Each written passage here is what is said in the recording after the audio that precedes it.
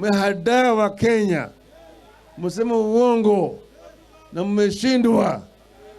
Mlikuwa mnalaumu Uhuru atio bei ya mafuta ni juu hapa Kenya kuliko Uganda. Mafuta yanatoka Kenya hapa. Sasa mafuta yanatoka wapi? Si hapa Kenya. Lakini bei ya mafuta kule Uganda na Kenya ipi iko juu zaidi? Ipi? Juzi tulikuwa kule Malaba.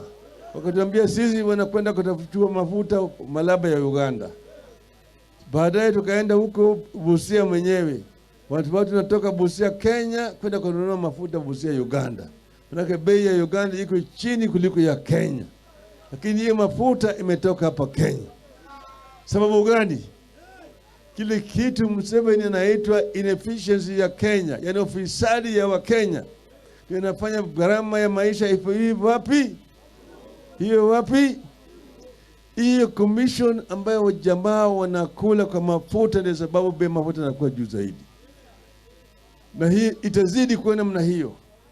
Tuliwaambia Bwana Ruto kupandisha ushuru sio suluhu.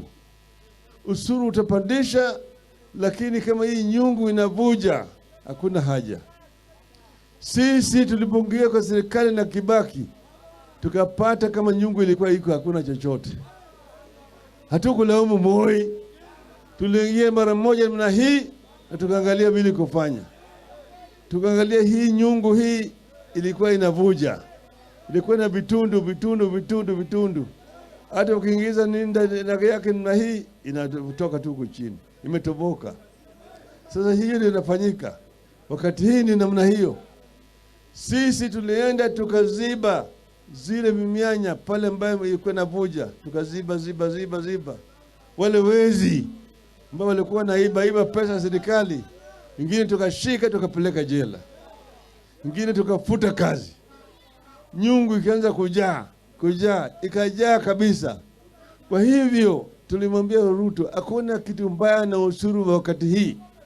Wakenya tayari wanalipa ushuru ya kutosha. Shida hii kupale, hii nyungu inavuja.